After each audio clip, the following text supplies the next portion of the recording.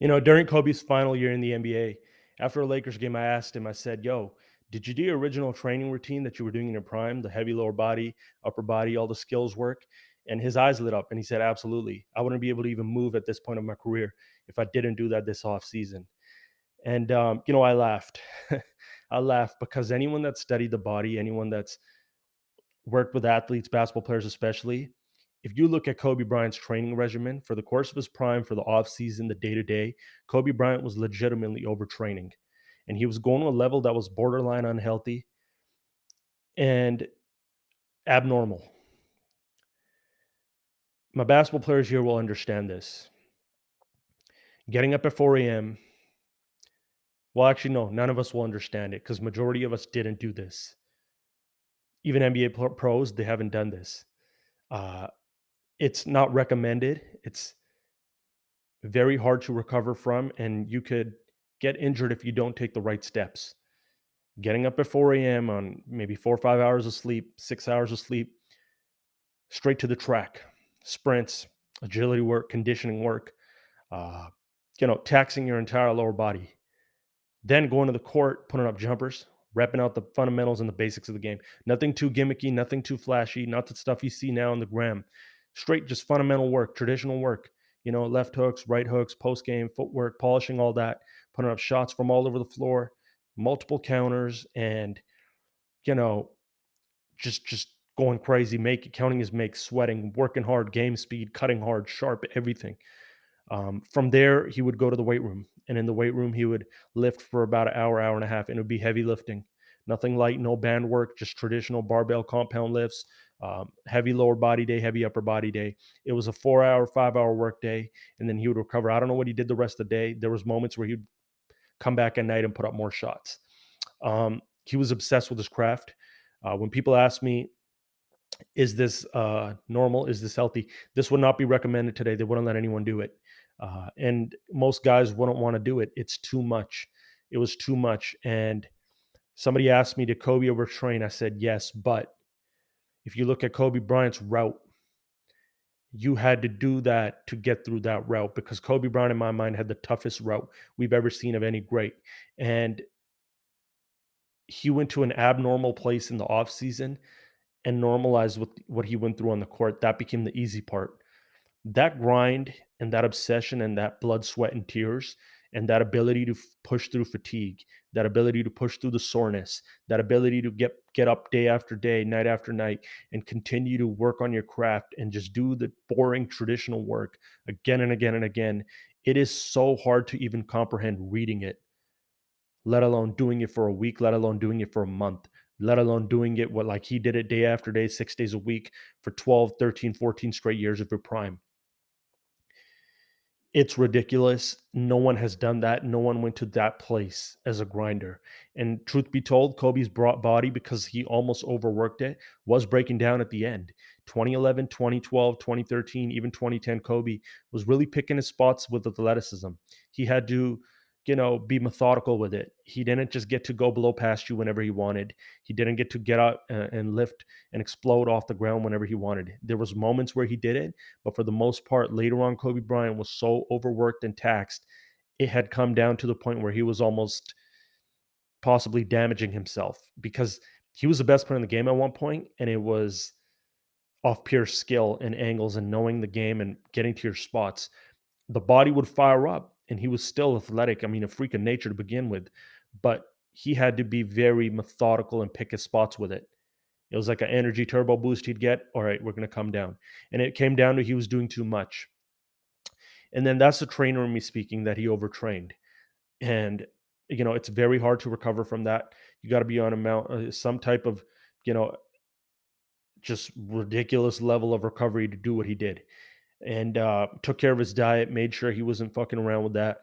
And he did it. He recovered. He needed to do what he did. I don't know how he did it. No player could tell you how he did it, but he did it. Michael didn't even go to this place. It's been documented. Like, this was ridiculous stuff that he was doing, and to put the body through that. And then somebody asked me, did he overtrain? I said, yes. But if you look at Kobe Bryant's route, coming in as a skinny ass high school kid, People talk about Kobe and Shaq, and I get so I laugh, and I'm like, "You casuals, do you know that Kobe Bryant came in as a skinny kid, was not supposed to be what he became? He made that duo as dominant as it was by leveling up to Shaq's level, saying, 'Yeah, I'm gonna go get 30 tonight too in the playoffs.'" Many nights Shaq tells you this the greatest player on earth from 2000, 2001, 2002, 2003, 2004. It's because Kobe Bryant from 96 to 99 was going through that grind every day. While guys were partying, while guys were sleeping, while guys were just taking it half ass, Kobe Bryant was going all out, blood, sweat, and tears, dirty, through soreness, through fatigue, through all that. He was able to bypass these things and hurdles that he saw in his career. He wasn't in this type of league now where players have power and you can control, manipulate your route, pick up guys, get guys on your level, make your route easier. It's become glorified now, right? Like, how do we make our route easier? And the media even glorifies it. Back then, it was like, yo, I want it the hard way. How do I do this on my own? And that's the level you had to go. So if you look at his route to become a star next to Shaq, and some nights the best player, again, those Western Conference series with the Kings and the Spurs and the Blazers, it was Kobe many times leading the way.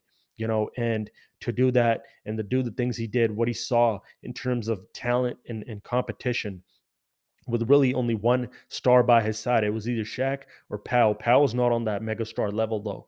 So Kobe never really, and again in the Western Conference, you see the Dirks, the Steve Nashes, the Allen Iverson for a moment, Carmelo Anthony, Dirk Nowitzki, sorry, Tim Duncan, Manu Ginobili, Tony Parker. He had Reggie in the finals. You had the Blazers. You had just tough teams like the Kings who were so well rounded. You had guys come in later, the Durants and the Westbrooks, and you eventually got to a point where you were facing monsters in the finals, AIs and guys like Garnett and Ray Allen and Paul Pierce and tough-minded defensive pests like Tony Allen, Shane Battier, Bruce Bowen, but then defensive coverage like zones and doubles and triples.